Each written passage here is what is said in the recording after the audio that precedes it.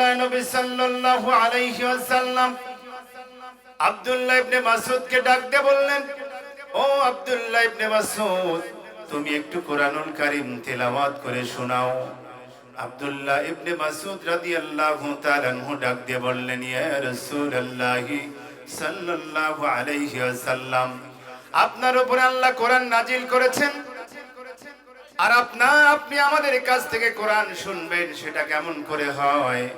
বরং আমরাই আপনার কাছ থেকে কোরআন শোনা পছন্দ করি।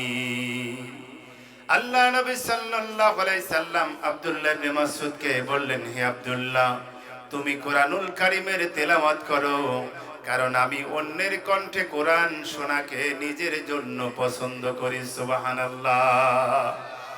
আখিরি জামানার পয়গম্বর, যেই নবীকে আল্লাহ তাআলা সম্মান করে, কোন নবীকে আল্লাহ তাআলা মিরাজ দেন নাই সশরীরে, আমার নবীকে আল্লাহ রাব্বুল আলামিন ডাক দিয়ে নিজের অত্যন্ত নিকটে নিয়েছেন। সুবহানাল্লাহ।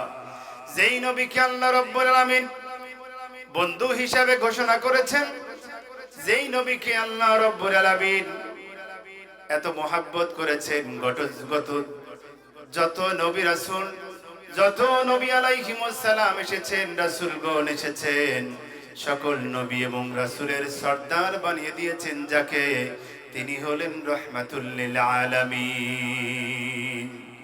অথচ তিনি এত সম্মানে ভূষিত, যেই জান্নাতের ভিতরে আমার নবী বলছেন, কেউ কোন নবী কোন উম্মত জান্নাতে যেতে পারবে না ততক্ষণ পর্যন্ত, আমি নবী যতক্ষণ পর্যন্ত না জান্নাতে প্রবেশ করব, আর আমার উম্মত জান্নাতে না যাওয়া পর্যন্ত অন্য কোন উম্মত আল্লাহর জান্নাতে ঢোকার অনুমতি পাবে না। সুবহানাল্লাহ।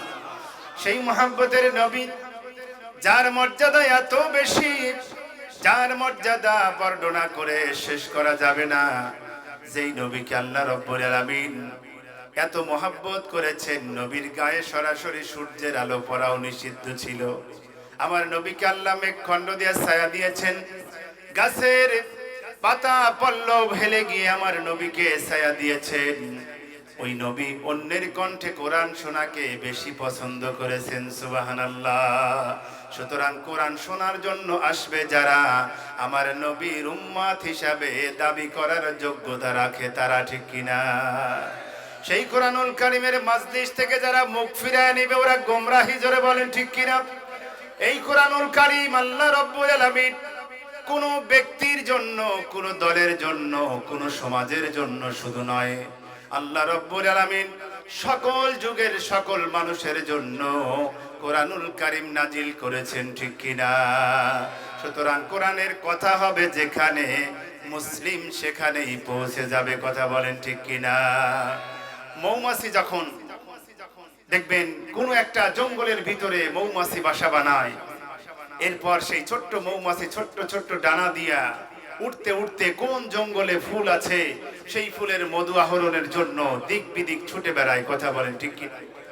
একটা মৌমাছি যদি সামান্য দুনিয়ার জন্য, একটু সময় বেঁচে থাকার জন্য, যদি মধু সংগ্রহের জন্য অলিগলি পেরিয়ে, মাঠের পর মাঠ পেরিয়ে যদি ছুটতে পারে, ইমানদার যেই কিয়ামতের মাঠে আল্লাহ রাব্বুল আলামিন ফয়সালা করবে জান্নাত জাহান্নামের, সেই জান্নাত পাওয়ার স্বপ্ন থাকবে যাদের অন্তরে, তারা কখনো কোরআন থেকে এক চুল দূরে থাকতে পারে না। কথা বলেন ঠিক কিনা?